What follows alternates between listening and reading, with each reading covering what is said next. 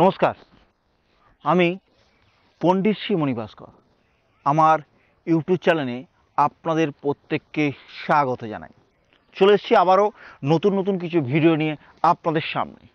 কারণ বারবার বলি, আমার ভিডিওটা দেখতে থাকুন, অবশ্যই স্কিপ করবেন না। কারণ আমার ভিডিও যারা দেখেছে অবশ্যই কিছু না কিছু ভালো ফল অবশ্যই পেয়েছে।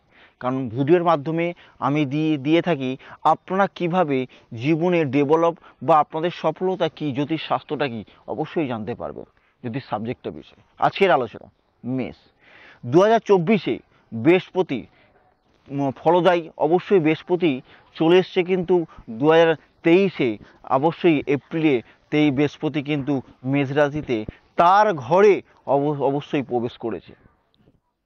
সেটা নিয়ে জানতে হবে আজকে মেষ কী অবস্থায় 2024 কতটা ভালো রেজাল্ট পেতে চলেছে। তো মেষ রাশির জাতক যারা হয় তারা কিন্তু কঠোর পরিশ্রম, এবং তারা মেষ রাশির জাতকেরা তারা কিন্তু জীবনে হারতে শেখে না, তারা জীবনে সফলতার শীর্ষ পর্যন্ত পৌঁছে যায়। মেষ রাশির জাতকরা অর্থনৈতিক জায়গায় ভালো স্ট্রং এবং অবশ্যই বলবান হয়ে থাকে। মেষ রাশির জাতকের ভারিত্ব বেশি থাকে, অবশ্যই চর্বি, তাদের একটু ভারিত্ব গলা, এবং তারা কিন্তু বহু মানুষের ওপর অবশ্যই তারা জোর দেখিয়ে চলে, তারা কারোর অধীনে চলে না। মেষ রাশির জাতকেরা তারা নিজেরাই চেষ্টা করে নিজের দ্বারাই জীবনে সফলতা হয়ে যায়। এটা হচ্ছে মেষ রাশির জাতকের একটা বড় প্লাস পয়েন্ট। কারণ তারা নিজের চেষ্টায় নিজে ডেভেলপ করে, তারা কিন্তু অবশ্যই কারোর অধীনে বা কারোর কথা মতো চলে বা কারোর দ্বারা জীবনে সফলতা হয়, তারা নিজের চেষ্টায় সফলতা হয়। মেষ রাশির জাতকরা অধিকাংশ মানুষ বিজনেসে সফলতা বহু মানুষ পেয়েছে। মেষ রাশির জাতকেরা জীবনে স্টেবল করেই শেষ মুহূর্তে গিয়েও তারা হাল ছাড়ে না, তারা স্টেবল হয়, জীবনে উন্নতির শীর্ষে পৌঁছে যায়, জীবনের সফলতা আসে। হ্যাঁ, তারা কারা, কেন তারা পৌঁছে যায়, কী কারণে, কিসের জন্য, কোন জায়গায় প্রবলেম আছে, কেন নেই, কি সব নিয়ে আলোচনা আজকে আপনাদের সামনে। বৃহস্পতি অবশ্যই মে মাসে এপ্রিল মাসে পৌঁছে গেছে, প্রবেশ করেছে, এবং মে 2024 পয়লা মে পর্যন্ত বৃহস্পতি মেষ রাশি তার নিজের ঘরে অবস্থান করবে।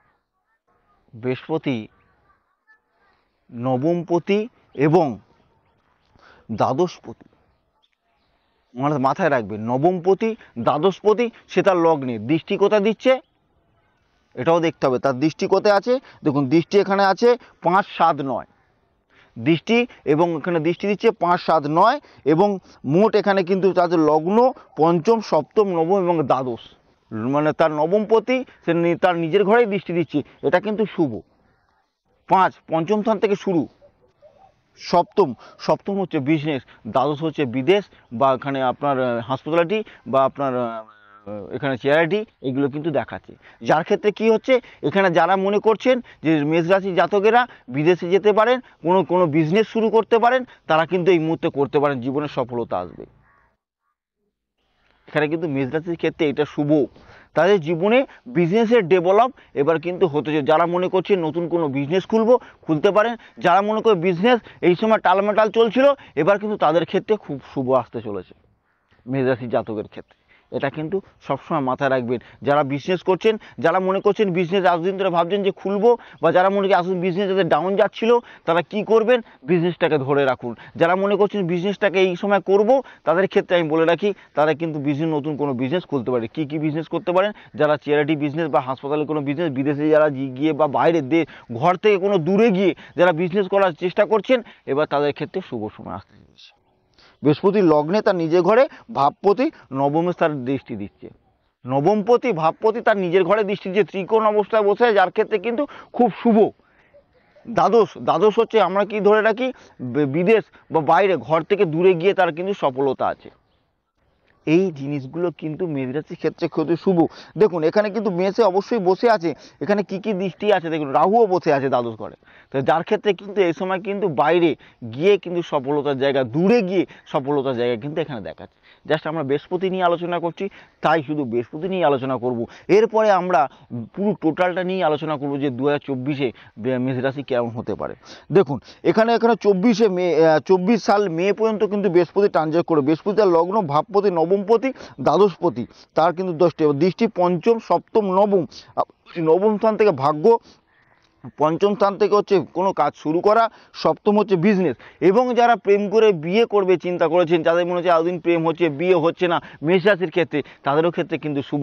এবং যারা ভালোবেসেছিলেন যে লাইফ পার্টনারকে, যে এতদিন হচ্ছে না, বাধা আসছে হচ্ছে না, তাদের ক্ষেত্রেও কিন্তু শুভ।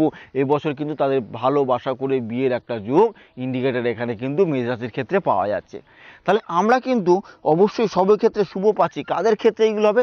যাদের বৃহস্পতি আপনার জন্মছকে শুভ অবস্থায় বা ভালো অবস্থায় বসে আছে, বলবান অবস্থায় বসে আছে, তাদের ক্ষেত্রে কিন্তু মেষ রাশির এই সময় শুভ অবস্থান যেতে চলেছে। এটা মাথায় রাখবেন, মেষ রাশির জাতকেরা কোনোদিন কোনো ক্ষেত্রে সহজে ছেড়ে দেয় না।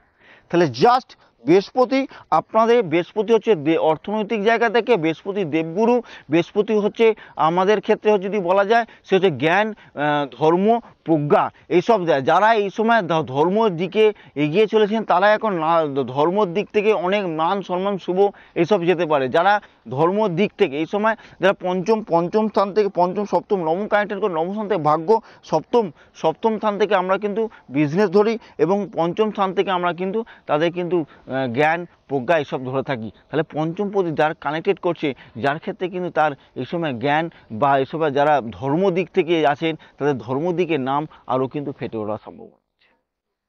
তো মেষ রাশির ক্ষেত্রে এই সময় শুভ অবস্থায় অবস্থান করছে।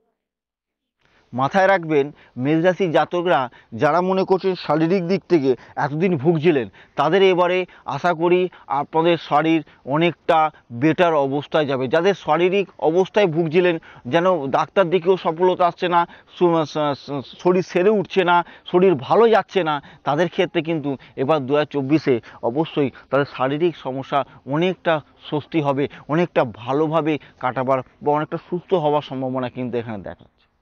অর্থনৈতিক দিক থেকে অবশ্যই বেটার, কারণ এখানে বিজনেসের দ্বারা সফলতা, অর্থনৈতিক জায়গা ভালো অবস্থায় আসবে। তবে একটা জিনিস আমি বলে রাখি, যারা মনে করছেন যে বিবাহিত জীবন, যারা বিয়ে করেছেন তাদের ক্ষেত্রে একটু টুকিটাকি সমস্যা কিন্তু আসবে, কারণ সপ্তম দ্বাদশ কানেক্টটা একটু আলাদা হওয়া, একটু দূরে চলে যাওয়া, এই সমস্যা কিন্তু থাকবে। তবে এটা নিয়ে ভয় পাওয়ার কিছু নেই। মেষ রাশির ক্ষেত্রে 2024 এবং বৃহস্পতি যাদের অবশ্যই মাথায় রাখতে হবে, শুধু গোচরের ওপর ডিপেন্ড করলে হবে না। বৃহস্পতি তাদের ভালো অবস্থায় আছে, তাদের কিন্তু অবশ্যই শুভ সময় আসতে চলেছে। একটু খালি জাস্ট ভয় পাওয়ার কিছু নেই। বিবাহিত জীবনে একটু প্রবলেম এলো, সেটা আবার কিন্তু অবশ্যই যখন বৃহস্পতি টার্নিং চেঞ্জ হবে তখন অবশ্যই আবার আস্তে আস্তে ঠিক হয়ে যাবে।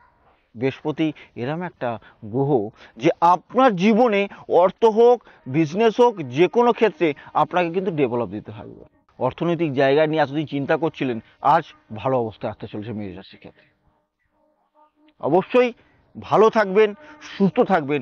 যদি আমার ভিডিও ভালো লেগে থাকে একটু লাইক করবেন, একটু সাবস্ক্রাইব করবেন, অবশ্যই শেয়ার করবেন, বহু মানুষের কাছে পাঠিয়ে দিন যে মেষ রাশির বৃহস্পতি যখনই 2023-এ মানে তার নিজের মেষ রাশির ঘরে অবস্থান করে ফেলেছে 2023-এ এপ্রিল মাসে, এবং থাকবে 1 বছর। বৃহস্পতি একটা ঘরে অবশ্যই 1 বছর করে অবস্থান করে। তারপরে 2031-এ 1 মে পর্যন্ত 2024-এ দেখবেন আপনাদের কতটা 24-এ পড়ার পর থেকে কতটা পরিবর্তন এসছে, অবশ্যই লক্ষ্য রাখবেন।